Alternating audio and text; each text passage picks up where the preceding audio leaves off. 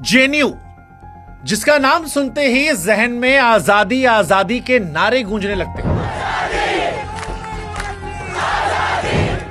वो यूनिवर्सिटी जिसकी दीवारों पर सिर्फ पोस्टर नहीं बल्कि विचार टकराते हैं, जहां रातें बहसों में ढलती हैं और किताब के पन्ने आंदोलन बन जाते हैं। अब वही जेएनयू एक बार फिर लाल लाल हो गया है। माहौल में नारों की गूंज है, चेहरों पर जश्न की चमक है और हार के बीच भी जिद की गर्मी है। दरअसल जेएनयू में जो चुनाव हुए वो अप्रत्याशित थे। एबीवीपी अपनी शिकस्त को अपनी नैतिक जीत बताकर खुद को बाजीगर साबित करने में लगा है, जबकि कांग्रेस की एनएसयूआई लेफ्ट की जीत में ही सांत्वना खोज रही है। वो दर्शक बनकर तालियां बजा रही है, लेकिन सवाल जो असली है वो ये कि आखिर एबीवीपी की पूरी ताकत, पूरे जोर और लगातार बढ़ती पैठ के बीच लेफ्ट ने क्लीन स्वीप कैसे कर दी?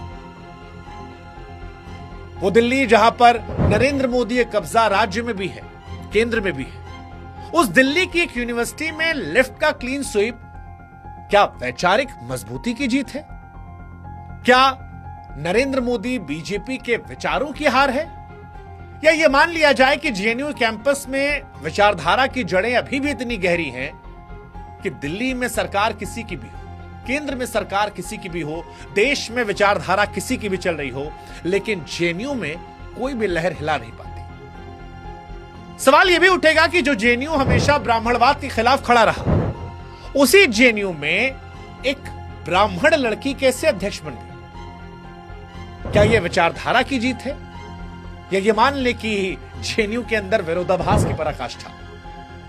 कैसे एक लड़की कोमल, जिसकी जीत ने यह साबित कर दिया कि जेएनयू में चुनाव जो होता है वो केवल चुनाव नहीं है, वो विचारों, आवाजों और पहचान की जंग का मैदान है, जहां पर भेदभाव नहीं है, क्योंकि जिस समाज से आकर उसने चुनाव जीता है वो बताता है कि ये जेएनयू में ही हो सकता है। सवाल अंत में यह भी उठेगा कि जिस जेएनयू को इंदिरा गांधी ने बनाया, जिसका नाम नेहरू के नाम पर रखा गया, उस जेएनयू में कांग्रेस दर्शक दीर्घा में बैठकर हर चुनाव में खाली ताली काहे बजाती है?